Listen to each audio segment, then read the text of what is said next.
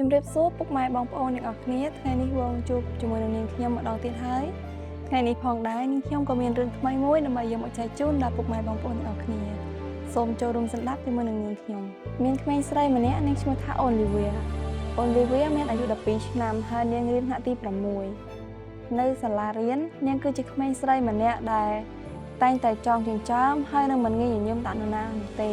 អូលីវីនាងមិនចូលចិត្តនិយាយជាមួយនឹងមនុស្សជុំវិញខ្លួននោះទេហើយរឿងដែលអូលីវីមិនចូលចិត្តបំផុតនោះគឺការចែករំលែក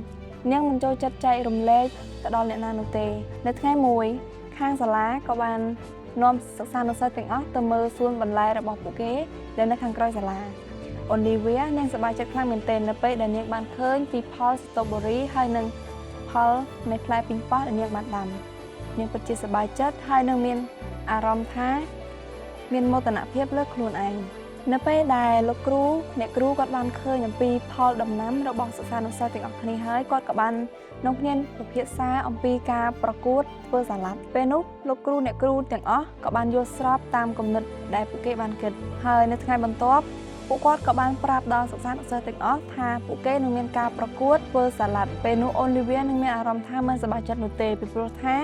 នាងមិនចង់ចែករំលែកពីងប៉ោះហើយនិងស្ទ្រូប៊ឺរីរបស់នាងទៅដល់មនុស្សជុំវិញខ្លួនឬក៏ទៅដល់មិត្តភ័ក្តិរបស់នាងនោះទេពីព្រោះថានៅក្នុងថ្នាក់គឺមានតែនាងម្នាក់ប៉ុណ្ណោះដែលបានដាំដើមពីងប៉ោះហើយបានផលផ្លែល្អ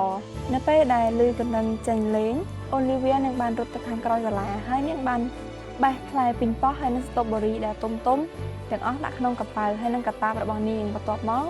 នាងក៏បានត្រឡប់ទៅសាលារៀនវិញហើយនាងបានប្រាប់អ្នកគ្រូថានាងនឹងត្រឡប់ទៅផ្ទះវិញពីព្រោះនាងមានអារម្មណ៍ថាមិនសូវស្រួលខ្លួននៅពេលដែលអូលីវីនាងបានទៅដល់ផ្ទះហើយនាងក៏បានមើលស្ទ្រូប៊ឺរីហើយនឹងផ្លែពីងប៉ោះដែលនាងបានបេះពីសាលាអូលីវីនាងពិតជាសប្បាយចិត្តខ្លាំងមែនទែននៅពេលដែលនាងបានប្រមូលផលអំពីដំណាំដែលនាងបានដាំនៅថ្ងៃបន្ទាប់ទៀតនៅសាលារៀនលោកគ្រូអ្នកគ្រូក៏បាននាំសិស្សានុសិស្សទាំងអស់ទៅបេះផ្លែឈើហើយនិងបន្លែដើម្បីយកមកធ្វើសាឡាត់ប៉ុន្តែនៅពេលដែលពួកគេទាំងអស់គ្នាបានទៅដល់រោងដំណាំពិតជាខកចិត្តខ្លាំងមែនទែនពីព្រោះថាมันមានផ្លែស្ទ្រូប៊ឺរីហើយនិងផ្លែពីងប៉ោះនោះទេអូលីវីនាងដឹងច្បាស់ថាហេតុផលអីបានជាមិនមានផ្លែពីងប៉ោះហើយនិងផ្លែស្ទ្រូប៊ឺរីនៅនឹងដើមប៉ុន្តែនាងមិនបាននិយាយអ្វីទាំងអស់មិត្តភ័ក្តិរបស់នាងម្នាក់បានដើរមកនិយាយជាមួយនឹងនាងគេបាននិយាយជាមួយនឹងអូលីវីថាហេតុអីក៏ឯងធ្វើបែបនេះអូលីវីវាមិនមែនជារបស់ឯកជនដែលមានឯងជាម្ចាស់នោះទេពីព្រោះថាដំណាំទាំងអស់នេះគឺពួកយើងបានដាំទាំងអស់គ្នាឯងមិនគួរធ្វើបែបនេះនោះទេពេលនោះអូលីវីនាងក៏មិនបាននិយាយអ្វីទាំងអស់នាងគ្រាន់តែដើរចេញទាំងទឹកមុខក្រៀមក្រំហើយនាងមានអារម្មណ៍ថាសោកស្ដាយខ្លាំងមែនទែននៅពេលដែលនាងបានធ្វើទង្វើមួយនេះពេលនោះផងដែរលោកគ្រូអ្នកគ្រូទាំងអស់គាត់ក៏បានពន្យាពេលនៃការធ្វើសាឡាត់សិស្សានុសិស្សទាំងអស់ក៏បានត្រឡប់ទៅរៀនវិញ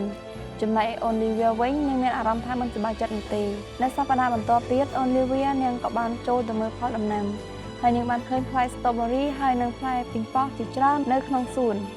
នាងសប្បាយចិត្តប៉ុន្តែនាងក៏ព្យាយាមហាមចិត្តខ្លួនឯងថានាងមិនត្រូវធ្វើជាមនុស្សអាត្មានិយមមិនចង់ចែករំលែកដល់មនុស្សជុំវិញខ្លួននោះទេនាងក៏បានរត់ទៅប្រាប់លោកគ្រូថាគ្រូ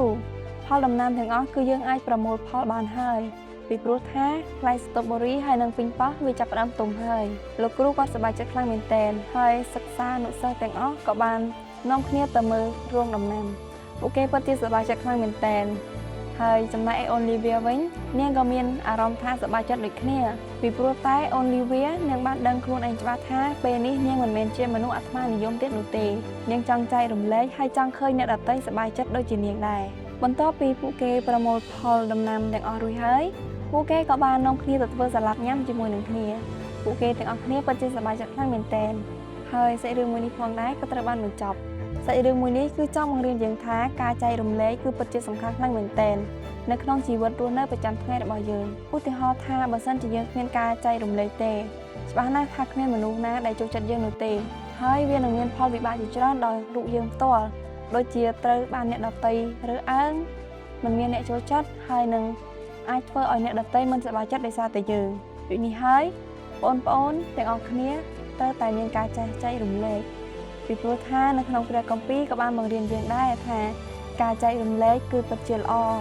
ហើយការចែករំលែកអាចបង្ហាញនៃសេចក្តីស្រឡាញ់របស់យើងទៅកាន់មនុស្សជុំវិញខ្លួនរបស់យើងដូចគ្នាគឺដោយដែលព្រះយេស៊ូវទ្រង់បានចែករំលែកសេចក្តីស្រឡាញ់ ដល់មនុស្សជុំវិញខ្លួនគឺទ្រង់មិនរើសអើងនោះទេមិនថាមនុស្សដែលនៅក្បែរទ្រង់គឺជាមនុស្សកមនុស្សថ្លង់មនុស្សខ្វាក់ឬក៏ជាមនុស្សដែលមានជំងឺនោះទេគឺទ្រង់មិនបានរើសអើងពួកគេនោះទេដូចនេះហើយបងប្អូនទាំងអស់គ្នាគឺត្រូវតែចេះចែករំលែកដល់មនុស្សជុំវិញខ្លួន